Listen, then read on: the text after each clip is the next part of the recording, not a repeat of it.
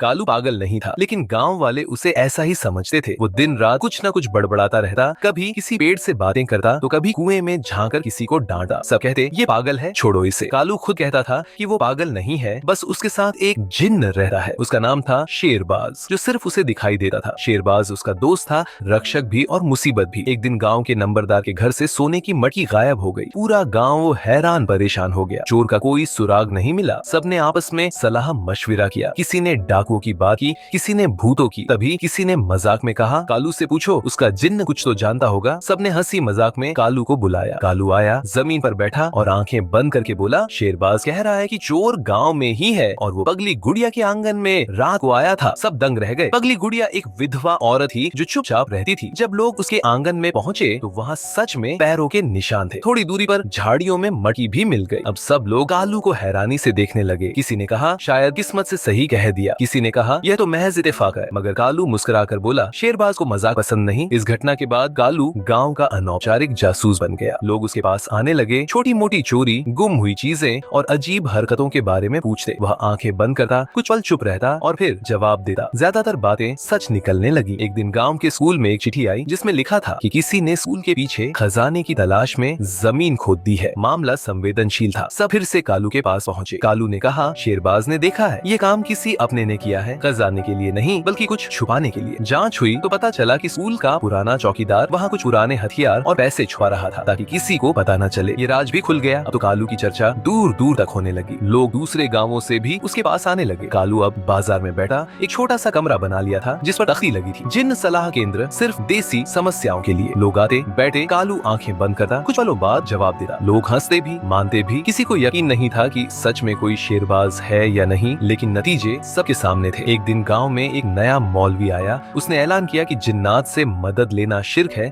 और कालू को बंद किया जाना चाहिए। गांव वाले दो हिस्सों में बढ़ गए, कुछ उसके पक्ष में, कुछ विरोध में। बहस के बाद तय हुआ कि कालू को आखिरी मौका दिया जाए। उसे एक ऐसा मामला सुलझाना होगा जिस पर सबको यकीन हो। मामला यह था कि गांव के एकमात्र कुएं में किसी ने जहर डाल दिया था। पानी पीने के बाद दो मवेशी मर चुके थे। कोई सुराग नहीं था। कालू ने वही किया, आंखें बंद की, कुछ बड़बड़ाया और कहा, जहर डालने वाला वही है जो पानी का सबसे बड़ा व्यापारी है। उसने चाहा कि लोग उससे पानी खरीदे, कुएं से न ले। लोग भागे, उसकी दुकान पर छापा मारा। वहाँ से जहर की बोतलें मिल गई। अपराधी पकड़ा गया। मौलवी साहब ने भी चुप्पी साध ली और कालू वो अब भी गलियों में गाता फिरता है, मैं पागल नहीं, बस जिन्न वाला हूँ।